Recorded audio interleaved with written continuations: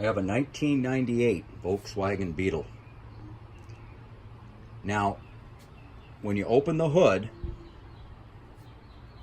there's this mechanism that pops out this lovely little pull tab because form won over function.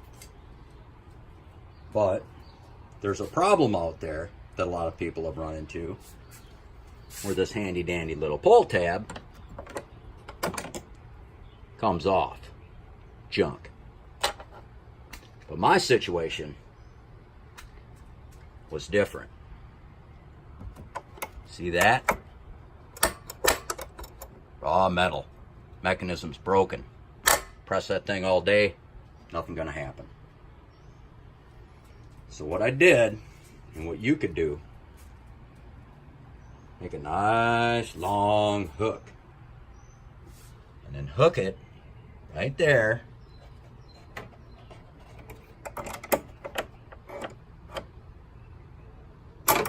And pull it. That'll release your hood. So, good luck, have fun, and do whatever you can to get rid of that car. Have a good day. Bye.